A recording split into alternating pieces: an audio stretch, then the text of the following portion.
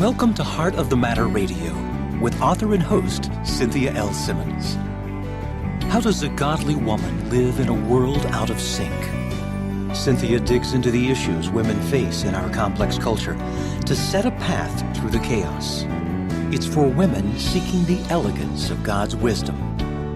So prepare yourself to listen, learn, and rest. Now here's your host, Cynthia L. Simmons. In January 2009, 800 red buses in Great Britain carried the sign, "There is probably no God. Now stop worrying and enjoy your life." This was put out by a young comedian who was joined by Oxford zoologist Richard Dawkins, author of The God Delusion. The message on the sign has obvious implications for morality, but I know many parents who are very concerned about sending their kids to a secular college because of the atheistic secularism taught there.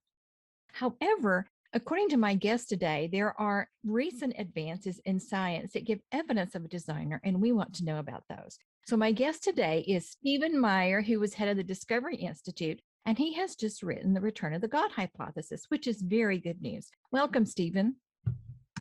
It's great to be with you, Cynthia. One of the things that you mentioned in your book is that the universe has a beginning according to what science is saying now, and that wasn't always the case. Can you elaborate on that a little? Well, right. And I might even frame my remarks by quoting the good Professor Dawkins, who was responsible for that bus billboard campaign. God probably does not exist, he said. He's also famous for saying that the properties of the universe are exactly what we would expect if there was no design, no purpose, no evil, no good, nothing but blind, pitiless indifference, which is his way of saying nothing but materialism, nothing but matter and energy, and no God. The book that I've written actually takes him that takes that statement at face value and asks the question, well, is that true? Is that true? And there are three big discoveries that I discuss in the book that challenge the expectations of scientific atheists or scientific materialists. And the first of those is the one you mentioned, that the universe had a beginning. As best we can tell from observational astronomy and from developments in theoretical physics, the universe is now expanding outward in the forward direction of time. Space itself is being created as the expansion goes, according to Einstein's theory of gravity known as general relativity. But in the reverse direction of time, you can only wind that clock back so far before you get to a beginning point, before you reach a point where you cannot extrapolate back in time any further. So if the universe is expanding outward now in the forward direction of time like a balloon, with the different galaxies getting further and further and further apart from each other, at any point in the finite past, those galaxies would have been closer and closer and closer together until eventually, in the reverse direction of time, they would have converged at a point marking the beginning of the expansion of the universe and arguably the beginning of the universe itself. That is different than what they used to say, because didn't they say for a while that the universe was eternal and therefore you didn't have to worry about a beginning? That has long been the default view among philosophers who were influenced by Aristotle and among scientists, especially through the late 19th century and into the early part of the 20th century. And the convenient thing about believing that the universe is eternal, that it's always been here, is that it eliminates the need to ask the question, what caused the universe to come into existence? So for materialistic scientists with a materialistic or atheistic worldview, the thing from which everything else comes, what philosophers sometimes call the prime reality or the ultimate reality, is matter and energy. And it played in their system of thought the same role that God plays in a theistic worldview. It is matter and energy, or the eternal, self-existent things from which everything else comes. But there's a great physicist from Princeton who in the 1960s, Robert Dicke, said an infinitely old universe would relieve us of the necessity of explaining the origin of matter at any finite time in the past. And that's true, it would. But if there's evidence that the universe was not infinite, but instead finite in the reverse direction of time, then we have a beginning point, and the universe, including matter and energy, space and time, need to be explained. There needs to be something beyond matter, space, time, and energy that could bring those things into existence. And that's important. That's super important and raises a huge philosophical question, which is what was that entity and what kind of entity could explain the origin of all matter, space, time, and energy? Clearly something that transcends those domains, something outside of time, outside of space, which is not material, and yet has great power and the ability to initiate a change of state from nothing to something. And one of the things that you also discuss in your book is the extreme fine tuning of the universe, not just the fine tuning, but the extreme fine tuning. Can you discuss that a little? Well, it is extreme. First of all, the concept of fine tuning might need to be explained. It's the idea that there are certain basic parameters of physics that have to fall within very narrow tolerances, within very fine ranges. And in order for our life, our universe to host life, to have a life conducive universe. And there are numerous such parameters that have been discovered. One is what's called the cosmological constant, which is the force that is causing that outward expansion of the universe. If it were a little smidge weaker or a little smidge stronger, we would either have what physicists call a heat death, where all the energy dissipates too quickly to form galaxies or stars or planets, and therefore any place that could host life, or else if it were a little bit weaker, that force would allow the universe to collapse back on itself in a giant big crunch, forming a black hole. And the fine tuning of that one parameter is 1 part in 10 to the 90th power is an accepted estimate among physicists. There are only 10 to the 80th power elementary particles in the entire universe. So to get that fine tuning right by chance would be roughly the equivalent probability as to the odds of finding one marked elementary particle, a blindfolded man perhaps floating in space looking for one marked elementary particle, but not just in our universe, but having to search 10 billion universes our size for that one particle. It's an exquisite degree of fine tuning. It's an incredibly improbable and propitious outcome. And it's one of many such things in physics. So the cumulative probabilities associated with the fine tuning are minuscule on an exponential scale. So does it help any for these evolutionary scientists to move the time out, to billions and billions of years? Does that help any? You can add as much time as you want, and it's not going to solve the fine tuning problem, in part because many of the fine tuning parameters are set from the very beginning of the universe. So it doesn't matter how much time has ensued since then, they were set from the beginning. What scientists have instead done, or materialistic scientists have done, is posit the idea of a multiverse, that there are billions and billions, or gabillions, I like to say, of other universes out there. And if we can imagine a suite of, or an ensemble of such universes, and imagine enough of them, then we could say, well, maybe somewhere in one of those universes, the parameters that are necessary to make life possible just happen to occur by chance. And we then just happen to be in the lucky universe. That's the multiverse idea. But there's some problems with that, which I can explain. It's interesting that has gotten into the media in terms of movies and stuff like that. They use it as a plot device. It's so improbable. That's the problem with it, or one of them.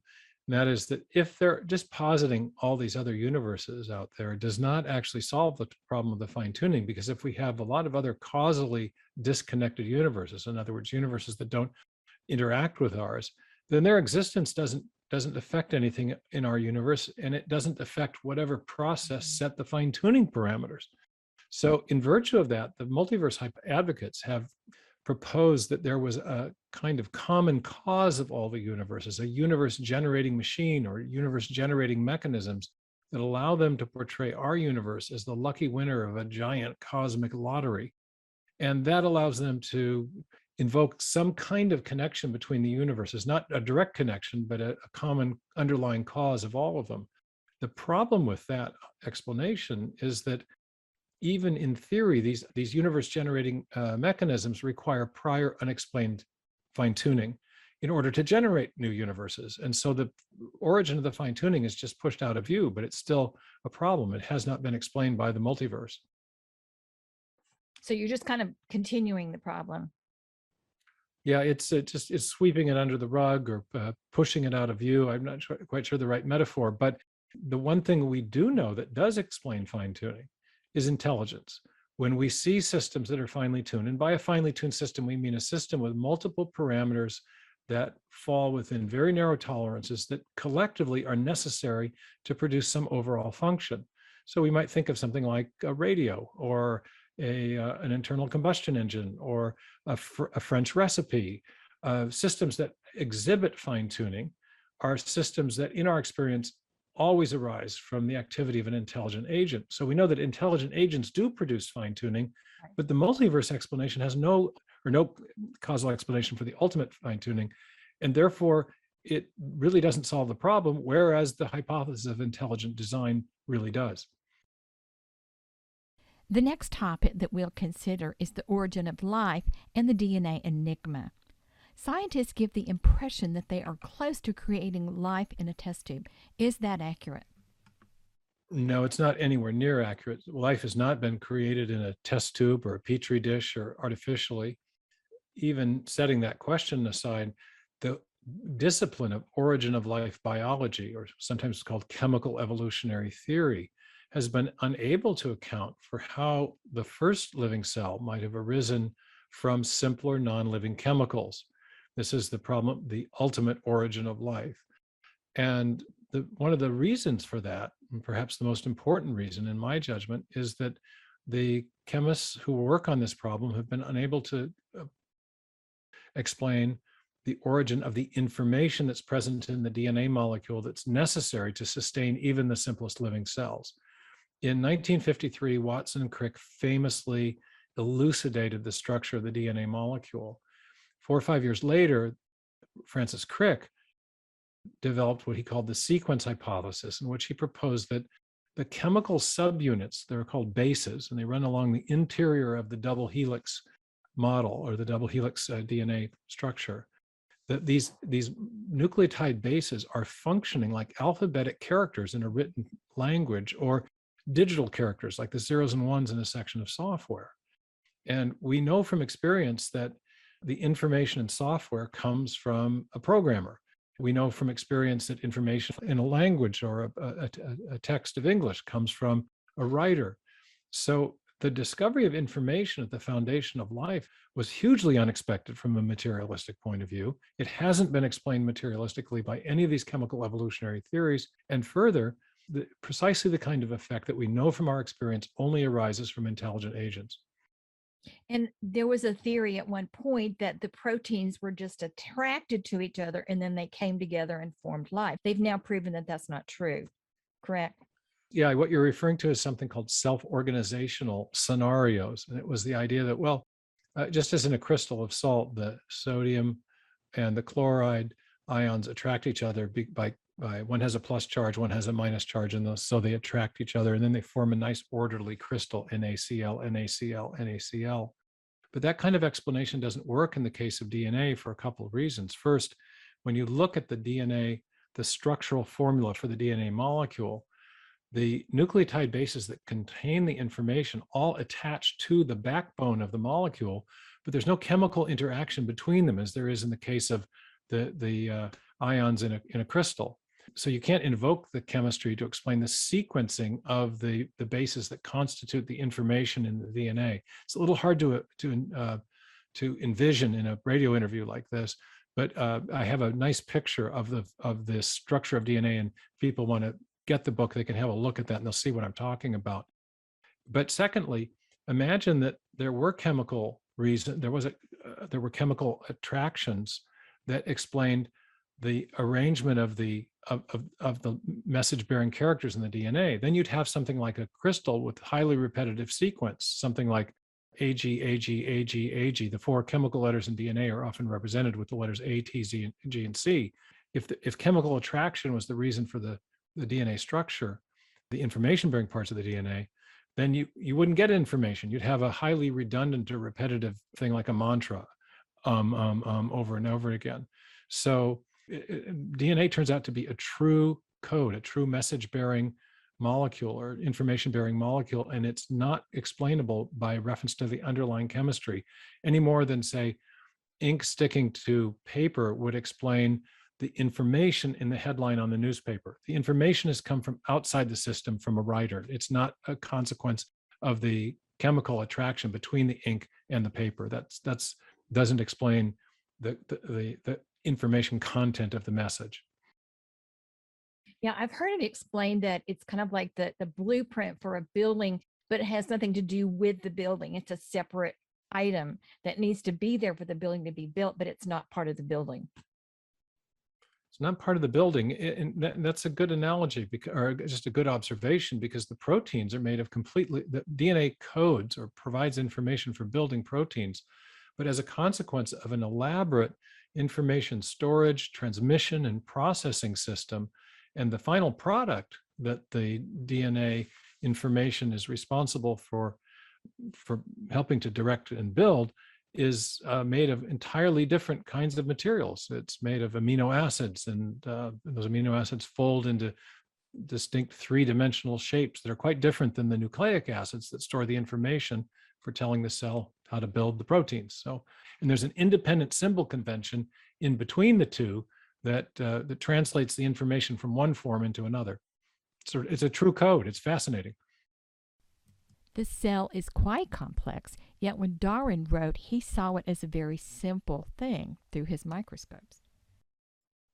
He had no clue about any of this. In fact, his great advocate, Thomas Henry Huxley, sometimes called his bulldog, said this, it was quoted as saying, the cell is a simple homogeneous globule of undifferentiated protoplasm, nothing but a bunch of goo in a membrane.